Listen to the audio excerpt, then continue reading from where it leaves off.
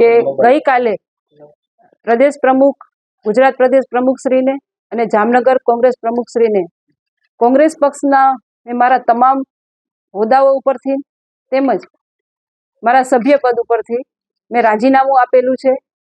આ રાજીનામું આપવાનું મુખ્ય કારણ કોંગ્રેસ પાર્ટીમાં જે અત્યારે ગ્રુપિઝમ અને જી હુજુરી વધતી જાય છે.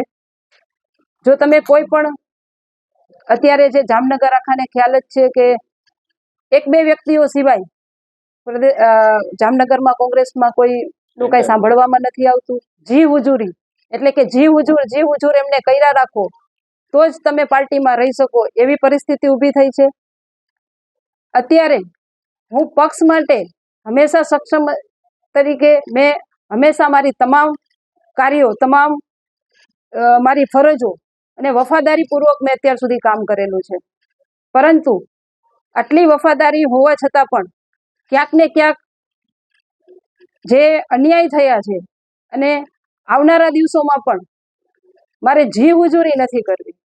હા, પક્ષ માટે હું હંમેશા કોઈ પણ મને ન કહી શકે કે આજ દિવસ સુધી હું હંમેશા વફાદારીપૂર્વક કાર્ય કર્યું છે અને મારો પરિવાર અને હું સિદ્ધાંત ધરાવીએ છીએ કે જ્યાં રહીએ ત્યાં વફાદાર રહેવું. અત્યારે કોંગ્રેસ પક્ષમાં રહી અને જો હું બીજા પક્ષના કાર્ય કરું તો એ સિદ્ધાંતની વિરુદ્ધ છે. એટલે હવે હું આ કોંગ્રેસ પક્ષમાં રહી શકું તેવી પરિસ્થિતિ નથી, જે કારણોસર મેં રાજીનામું આપેલું છે. અને આવનારા દિવસોમાં જે પણ મારો સમાજ મારા વોર્ડના મતદારો જે રીતે મને રજામંદી આપશે એ રીતે હું મારું આગળનો નિર્ણય લઈશ. કેટલા સમયથી કોંગ્રેસમાં જોડાયેલા છો અને ખાસ કરીને કોઈ ચોક્કસ લોકોના કારણે કે કઈ રીતે હું છેલ્લા 20 થી 25 વર્ષથી કોંગ્રેસ પક્ષ સાથે જ જોડાયેલી કાર્યકર્તા તરીકે હું જોડાણી હતી અને હર હંમેશ જે પણ મને જવાબદારી આપવામાં આવેલી હતી તે મેં સંપૂર્ણ રીતે પૂર્ણ કરેલી છે.